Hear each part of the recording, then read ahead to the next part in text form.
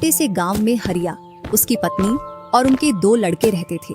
हरिया के दोनों लड़के जुड़वा थे और दोनों शक्ल सूरत में हमशक्ल थे।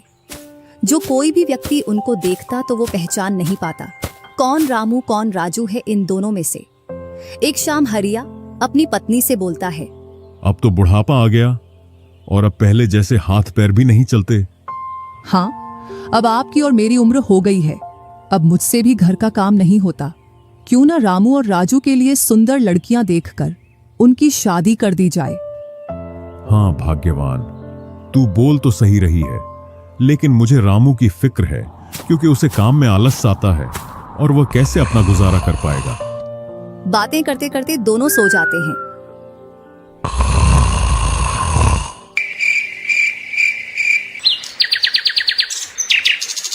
और सुबह उठकर हरिया रामू राजू से बोलता है, तुम दोनों खेतों पर चले जाना और एक खेत को खोद आना जिसमें मैं आकर बीज बो दूंगा। और आज मैं अपने दोस्त से मिलने के लिए पास ही के गांव में जा रहा हूं। 2 दिन में लौट कर आऊंगा। हरिया तैयार होकर दूसरे गांव की ओर निकल जाता है और रामू राजू भी खेतों की ओर चल देते हैं। दोनों खेतों में जाकर काम करने लग जाते हैं। रामू ठहरा कामचोर। वह थोड़ी देर काम करने के बाद एक पेड़ की छांव में जाकर लेट जाता है। इधर राजू को सुबह से शाम हो जाती है और वह आधा खेत खोद देता है।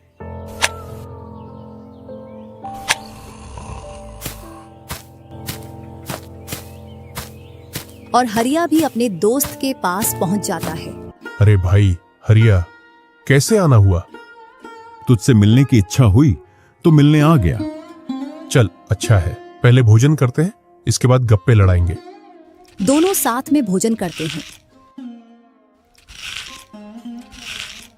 हाँ भाई हरिया, सुना, सब कुशल मंगल? हाँ भाई, सब कुछ कुशल मंगल है। अब तो तेरे दोनों लड़के शादी के लायक हो गए होंगे।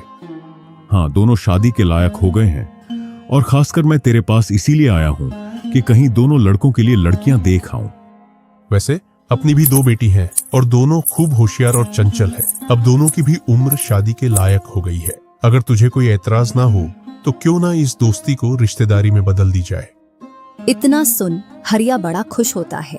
जब वह दोनों लड़कियों को देखता है तो दोनों बहुत ही सुंदर थीं।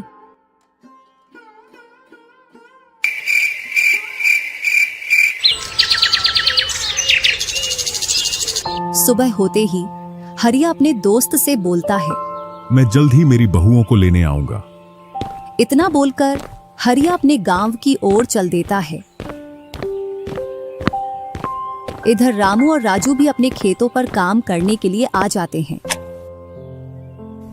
और रामू पेड़ की छांव में जाकर सो जाता है। इधर राजू अपने काम में लगा रहता है। शाम होने को आ जाती है और हरिया भी अपने खेतों के पास आ जाता है। रामू की आंख खुलती है तो हरिया उसको आता हुआ दिखता है, तो वह खेत में जाकर काम करने लग जाता है। चलो घर, अब शाम हो गई और खेत भी पूरा खुद गया है।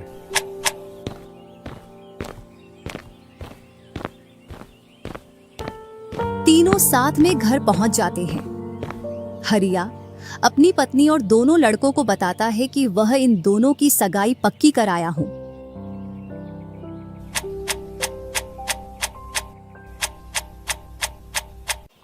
और वह कुछ दिन बाद दोनों का विवाह कर देता है।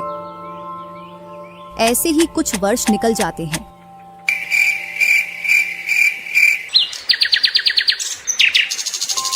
हरिया और उसकी पत्नी का स्वर्गवास हो जाता है और दोनों भाई जमीन और घर का बंटवारा कर लेते हैं। रामू अपने आलसी पने की वजह से खेतों में काम करने नहीं जाता और दिन भर घर में ही पड़ा रहता। इधर राजू अपने खेतों में दिन रात मेहनत करता है, जिससे रामू और राजू की फसलों में अंतर स्पष्ट दिखाई देता है। एक दिन रामू राजू से बोलता है, तूने अच्छा खेत रख लिया और मुझे यह खराब खेत दे दिया। जिससे तेरी फसल अच्छी हो रही है और मेरी फसल कमजोर। कोई ना, अगली फसल पर खेत बदल लेंगे।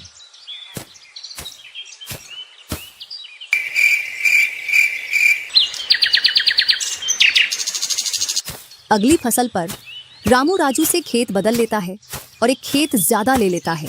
फिर भी राजू खुशी खुशी उसे खेत दे देता है। राजू के हिस्से में जो खेत थे उनमें फिर से वह दिन रात मेहनत करता। इधर रामू कभी काम करता तो कभी काम नहीं करता। रामू के पास बीज खरीदने के भी पैसे नहीं थे, तो वह पैसे लेने के लिए जमींदार के यहाँ चला जाता।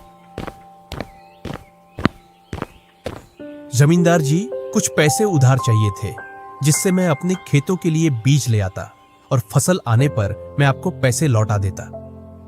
क्यों नहीं भैया, लेकिन आपको 2% ब्याज देना पड़ेगा।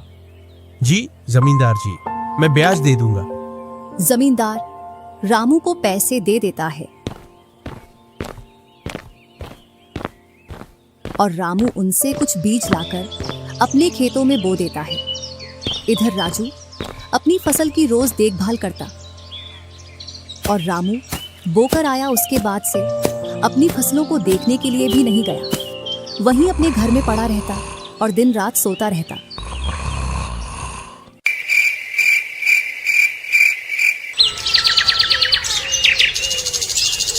एक दिन जब फसल पकने का समय आया तो वह अपनी फसल देखने के लिए खेतों पर गया और फसल देखकर बोला, अरे इतनी कमजोर फसल!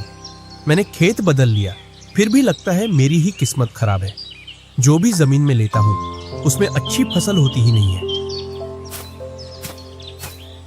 ऐसे कहते हुए वह अपने घर आ जाता है और अपनी पत्नी से बोलता है, राजू की फसल तो अच्छी है, बस हमारी फसल ही कमजोर है। ऐसा कैसे हो सकता है? ऐसा तो होगा ही। दिन रात जो घर में पड़े रहते हो और खेतों में समय समय पर दवाई पानी नहीं दोगे तो फसल ऐसी कमजोर रहेगी। फिर बोलते हो किस्मत खराब है।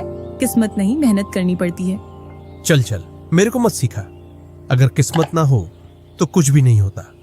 अगर मेहनत से कोई बड़ा बनता तो सबसे पहले गधा बड़ा बनता, क्योंकि उसके बराबर कोई मेहनत नहीं करता। और जो मजा जिंदगी में सोने में है वह मजा और किसी चीज में नहीं। बस इनको तो सुला दो, सोने के अलावा और कोई काम ही नहीं है।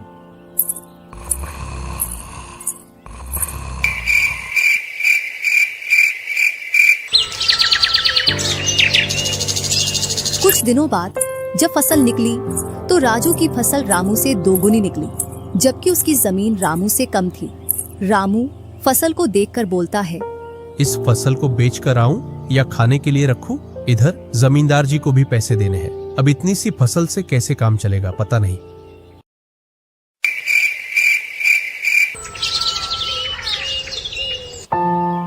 एक दोपहर रामू सो रहा था, तभी उसका गेट किसी ने खटखटाया। पता नहीं कौन भरी दोपहर में नींद खराब करने के लिए आ गया। जैसे ही वह गेट खोलता है तो सामने जमींदार खड़ा दिखता है।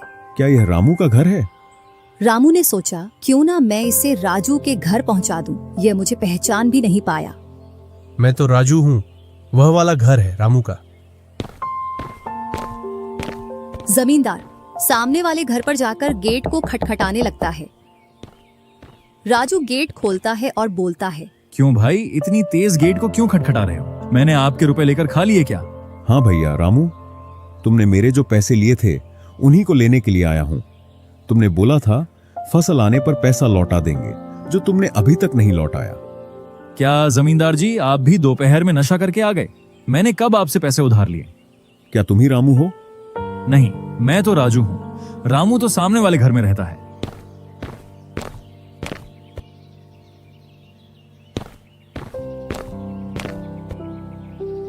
भरी दोपहरी में जमींदार का सर चकरा जाता है और वह अपने घर चला आता है और घर पहुंचकर मुनीम से बोलता है, ऐसा लगता है मुझे कि जो पैसे रामू के दिए थे वह पैसे अब लौट कर नहीं आने वाले। क्यों, ऐसा क्या हुआ जो पैसे वापस नहीं आ रहे हैं? रामू और उसका भाई दोनों हमशक्ल हैं और दोनों बोल रहे हैं कि रामू वह है, रामू वह है। और उन दोनों ने दोपहर भर मुझे इस घर से उसे घर दौड़ाया। जमींदार जी, पैसे निकालने की मेरे पास एक स्कीम है। बोलो कौन सी स्कीम है? मुनीम जमींदार जी के कान में पूरी स्कीम बताता है।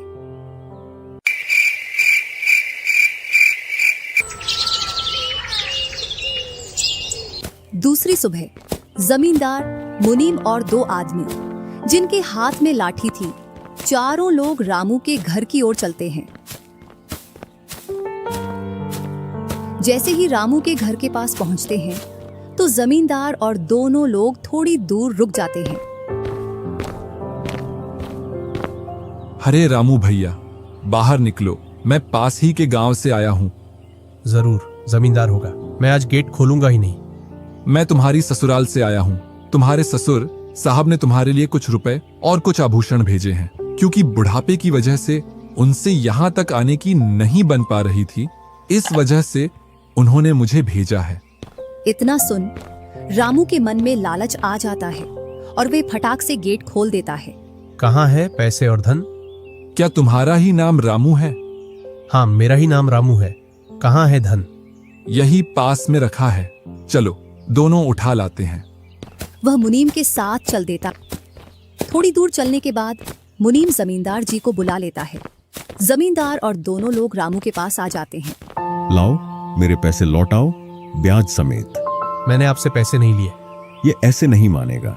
अब तुम दोनों के हवाले करता हूं, तुम चाहे जैसे इससे पैसे निकालो। और दोनों आदमी रामू को लठ से मारते हैं। रामू चिल्लाता हुआ, अरे भाई रुको, अरे भाई रुको, मत मारो, अरे भाई रुको, मत मारो। इधर वह दोनों रामू में दे लठ लठ बरसा रहे थे। तभी राजू गेट खोलकर देखता है तो रामू पर कुछ लोग लठ से वार कर रहे थे। तो वह दौड़कर उनके पास आता है और बोलता है, अरे भाई रुको। इस रामू ने आज से 5 महीने पहले मुझसे पैसे लिए थे। जब लौटाने की बारी आई तो बहाने कर रहा था। कितने पैसे हैं? 2000। रुको मैं लाता हूँ।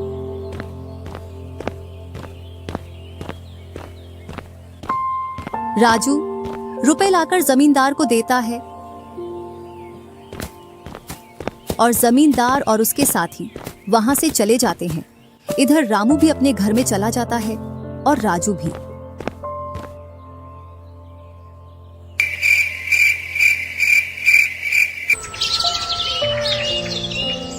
कुछ दिनों बाद दोनों भाई अपना अपना खेत खोदने के लिए खेतों पर पहुंच जाते हैं।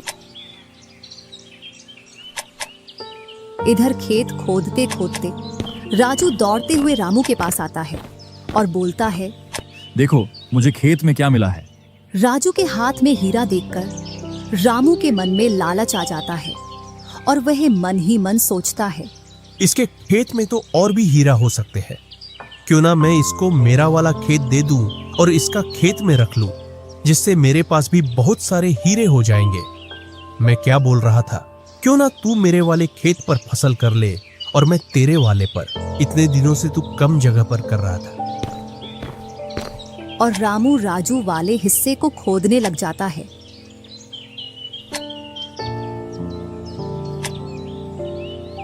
शाम तक पूरे खेत को खोद देता है, लेकिन उसे उसमें कुछ भी नहीं मिलता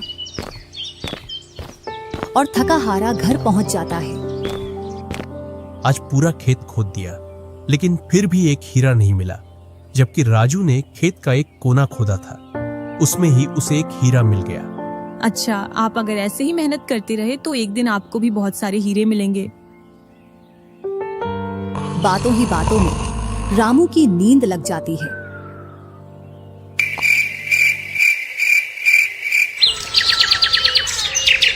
और जब सुबह होती है तब वह बोलता है, आज जैसी नींद मुझे कभी नहीं आई। हाँ, अगर तुम ऐसे ही मेहनत करते रहे तो आपको रोज ऐसी नींद आएगी। और रामू उसे वर्ष राजू की तरह अपने खेतों में मेहनत करता है और दोनों की फसलें बराबर निकलती हैं, जिससे रामू के चेहरे पर अलग ही चमक दिखती है। एक दिन चारों लोग साथ में बैठकर खाना खा रहे थे। क्या सच में उस दिन खेत में से हीरा निकला था? हाँ भैया, निकला था ना। जो आज आपके घर में, उसकी वजह से कई सारे हीरे रखे हैं। इतने में ही रामू की पत्नी बोलती है, वह तो नकली था, आपसे काम करवाने के लिए। इसी प्रकार बातें करते करते चारों लोग अपने अपने घरों में जाकर सो जाते हैं।